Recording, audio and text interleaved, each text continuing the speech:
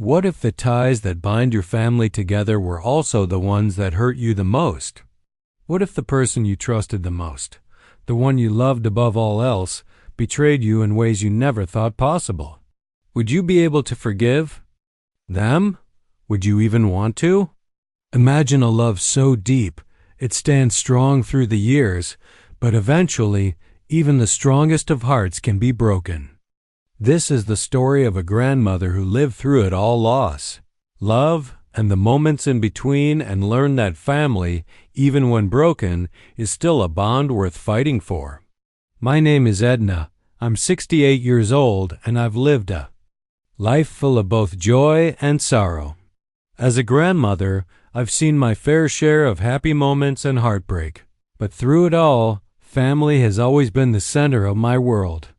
It's what I built my life around, the love and care that anchored me through the toughest of times.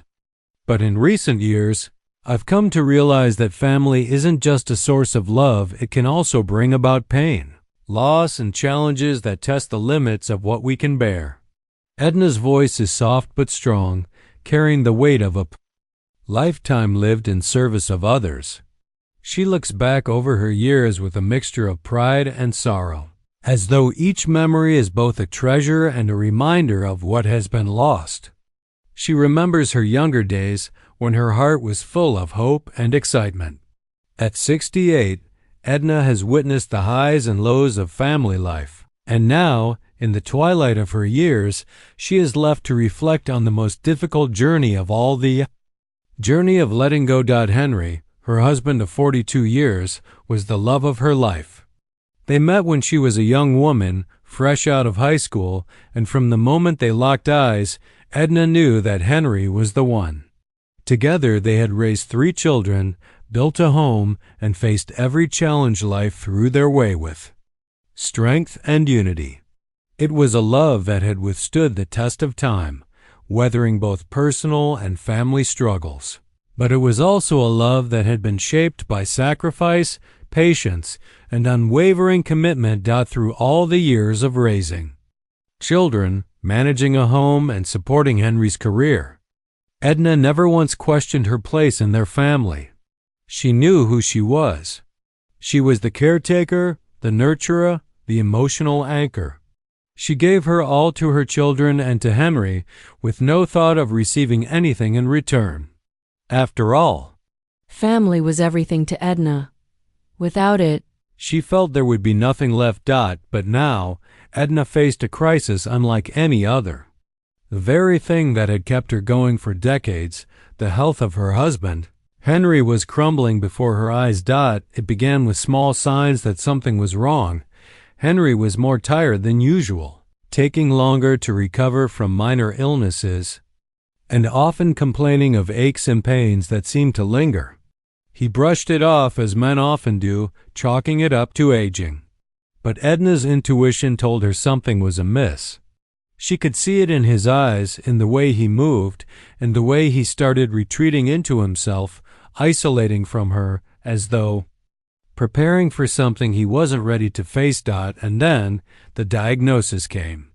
It wasn't just a cold, a flu, or a passing ailment. Henry had been diagnosed with advanced cancer.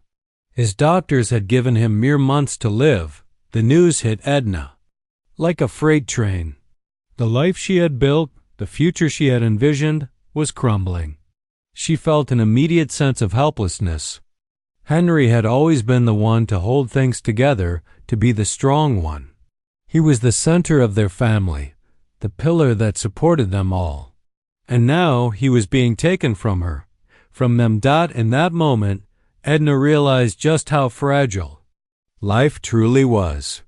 She had given everything to her family, poured all of her love into them, and yet there was no guarantee that things would turn out the way she had always imagined. The first few days after the diagnosis were a blur.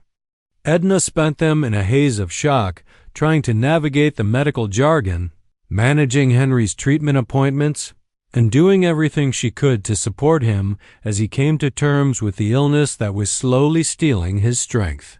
Despite the heavy burden on her shoulders, she couldn't bring herself to let anyone see her pain. She continued to be the strong one, the one who held the family together.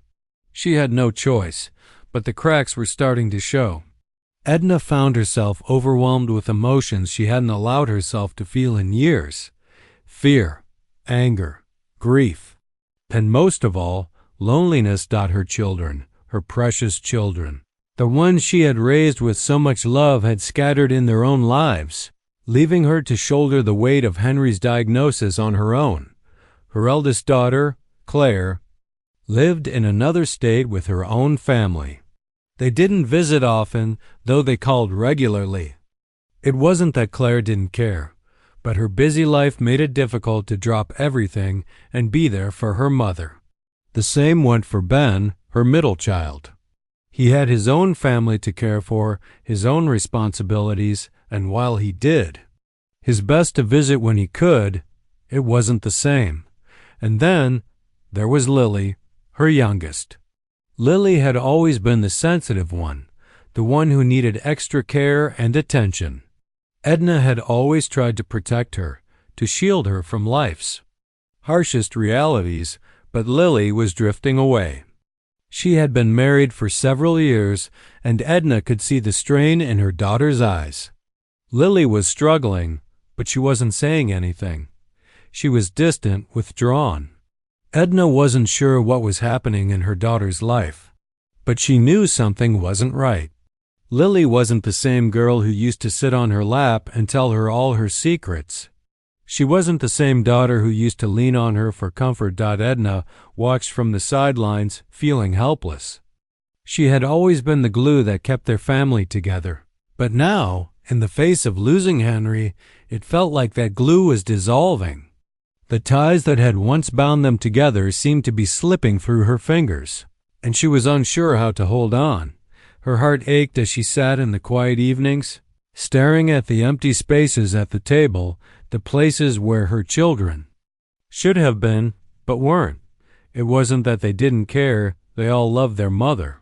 But life had pulled them in different directions, and Edna was left holding the pieces, alone with Henry's illness and the looming fear of what was to come.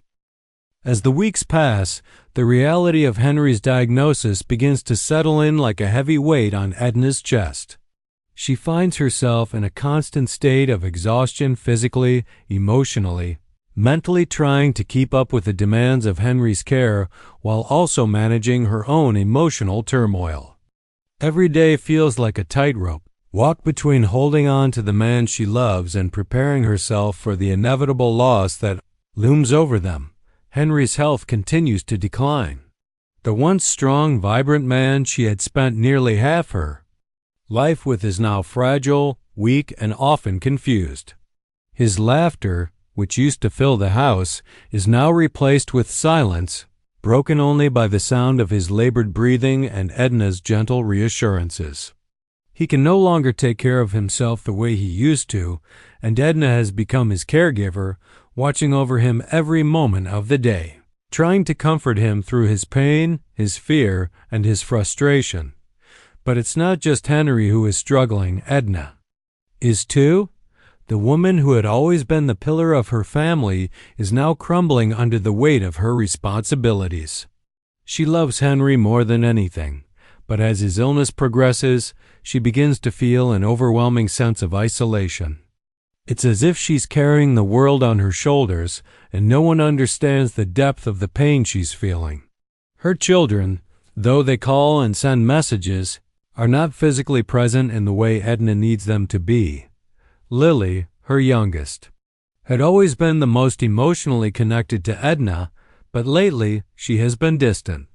Edna noticed it immediately when Lily stopped calling as often, when her visits grew less frequent, and when she seemed to retreat into herself during the rare moments they were together. It was as though Lily was avoiding her, avoiding the reality of Henry's illness, avoiding the sadness that hung in the air whenever they were together. Edna could see it in her daughter's eyes, the same fear and uncertainty that mirrored her own. "Mom, I don't know what to say to you," Lily had confessed during a rare visit one afternoon, her voice trembling. "I don't know what to do. I'm scared, and I don't know how to help." Edna reached out and took her daughter's hand, trying to offer comfort even though she herself felt just as lost. "Lily, I know this is hard. I'm scared too. But we have to be strong, for Henry, for each other." But even as Edna said these words, she knew that the strength she was offering was starting to wear thin. "How long can I keep being strong?" she wondered. "How long can I keep pretending that everything is okay when I feel like I'm falling apart inside?" Dialogue and inner thoughts. As the days pass, Edna finds herself spending more time alone with her thoughts. She still wakes up early every morning to check on Henry, administer his medications, and make sure he's comfortable. But as soon as the house falls silent again, she feels a deep, aching loneliness. The quiet weight of Henry's illness fills the rooms, and Edna can't escape it. It's always there, lurking in the corners of her mind, reminding her of the harsh reality that's slowly taking over their lives, one evening after another. Exhausting day of caring for Henry, Edna finds herself sitting at the kitchen table, staring at the phone in her hands. It's been over a week since she last heard from Claire, her eldest. She picks up the phone, hesitates for a moment, and then dials her daughter's number. When Claire finally answers, Edna can hear the bustle of city noise in the background. "Hi." "Mom," Claire says, her voice distant as though she's rushing through their conversation. "How's Dad doing?" Edna sighs, trying to keep the frustration out of her voice. "He's getting worse. He's not eating well and he's in pain. We're managing, but it's hard, Claire. It's hard." "I'm sorry, Mom," Claire says, her voice soft but distracted. "I really wish I could be there with you. But things here are just so busy. You know how it is." Edna clenches the phone tighter in her hand, her fingers aching. She feels a pang of resentment bubble up inside her. "No, Claire, I don't know how it is," she thinks. "I don't know what it's like to have a life outside of this. Outside of the reality of losing someone you love. I understand, Claire." Edna says, her voice steady, but the words feel hollow as she forces a smile. "I just wanted you to know what's going on. I don't want you to feel like you're out of the loop." "I know, Mom," Claire replies quickly, and then, after a beat of silence, she adds, "I'll try to come next week. I promise." But Edna knows, deep down, that Claire's promises have become empty. She's heard it too many times before. Every promise to visit, every excuse, every moment of silence, it all starts to build up, leaving Edna feeling more and more isolated, like she's carrying the weight of her family's love all on her own.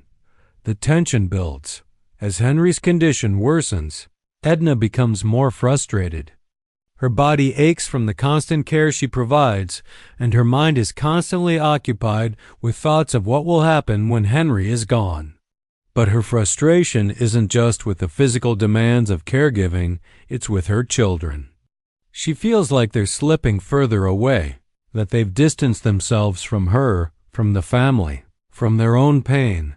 The distance between Edna and her children is more than physical, it's emotional. Every time Lily comes to visit, there's an unspoken barrier between them, an invisible wall that neither of them knows how to break down. Lily avoids talking about her father's illness, and Edna can see the toll it's taking on her daughter. But no matter how much Edna tries to reach out, Lily keeps retreating into her own world, afraid to confront the painful reality of the situation. One evening, after another long, grueling day, Edna sits on the couch beside Henry, who is barely conscious. She runs her hand through his thinning hair and brushes a tear from her cheek. As she watches him struggle to breathe, she feels a weight on her chest, a pressure she can't escape. She knows time is running out, and she knows that even after Henry is gone, her family will never be the same. The children she once held, so close, the family she built with love, will continue to slip away from her, and there's nothing she can do to stop it. The days blur together, each one indistinguishable from the next. Edna's world has shrunk to the size of her husband's illness, her children's absence, and the weight of grief that lingers heavily in the air.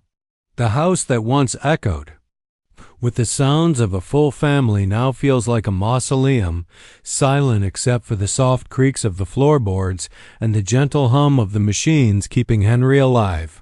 One night, after another exhausting day of tending to Henry's needs, Edna finds herself alone in the living room. The house is dark except for the soft light of the lamp beside her. She runs her fingers over the old family photo album, the pages yellowing with time. She stops on a photo of her and Henry on their wedding day, so young, so full of dreams for the future. The smile on her face is almost unrecognizable now, as if she has aged a lifetime since that moment.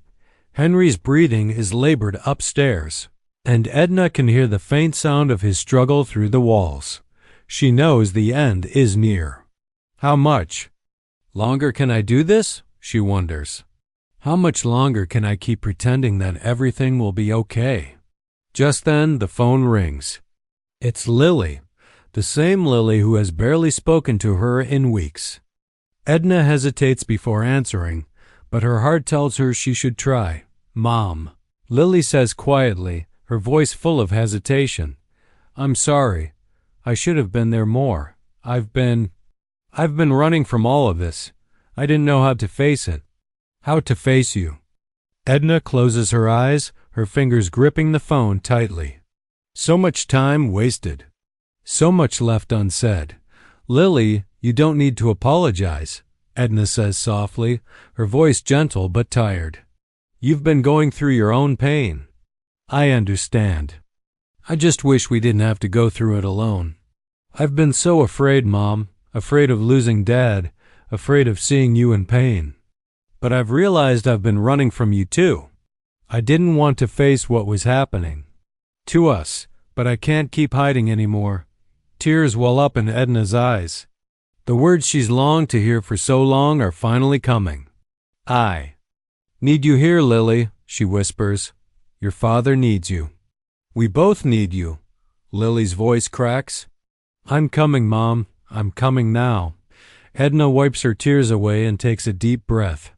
For the first time in months, she feels a sense of relief. She knows her daughter is still hurting, still grappling with the reality of losing Henry, but at least she's coming. At least she's finally willing to face the pain with her.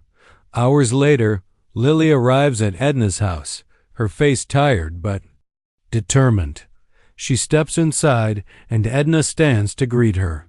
For a moment, they simply stare at each other, the weight of years of unspoken words and unacknowledged pain hanging in the air between them. And then, with no more words needed, Edna pulls Lily into a tight embrace. I'm sorry, Mom, Lily whispers, her voice breaking. I didn't know how to handle all of this. I was so scared I didn't know what to do. Edna pulls away slightly, holding her daughter at arm's length. We've both been scared, darling. But we're here now, together, and that's all that matters. Lily nods, tears streaming down her face. The reunion is quiet, simple, and yet it feels like a moment of healing. Edna knows there's still work to be done, still wounds to be healed, but for the first time in a long time, she feels like the bonds of family are being REFORGED. They move upstairs together to Henry's room. The room is dimly lit, Henry's, breathing slow and labored, but steady. He looks frail now, his once strong frame diminished by the toll of the disease. But as soon as he sees Lily standing in the doorway, his eyes brighten just a little. Lily! He rasps, his voice barely a whisper. Lily walks over to his side and takes his hand, her face full of emotion. I'm here, Dad. I'm here. Edna watches them, a silent witness to the quiet moments of love and loss that are unfolding before her eyes. She realizes in that moment that even in the face of pain and uncertainty, love remains a powerful force. It may not fix everything, it may not erase the hurt, but it can offer comfort in the hardest of times. The family isn't perfect, and Edna knows that there are still struggles ahead.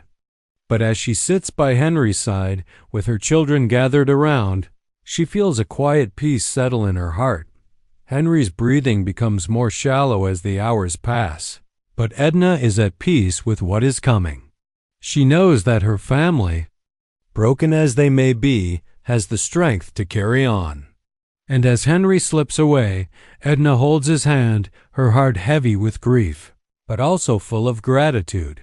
The next few days are filled with grief, but also with a newfound sense of connection. The children, who had once been distant, now gather around Edna, supporting each other in ways they hadn't in years. They talk about Henry, sharing stories of the man he had been, the father and husband who had shaped their lives. There are tears, yes, but there is also laughter as they remember the good times. In the weeks that follow, Edna begins to see a slow, steady healing take place in her family. Lily and Ben make an effort to visit more often. Claire calls more regularly, and there's a sense of peace in their conversations. They're not perfect, and they know there's still much to work through, but they've come to understand that family is not about perfection. It's about showing up for each other, especially in the hardest moments. And as Edna looks at her children, now gathered together in a way they hadn't been in years, she feels a deep sense of satisfaction. Love, she knows now, is not just the easy part of family life. It's the messy, difficult, and sometimes painful part. But through tears and time, it's the part that always endures.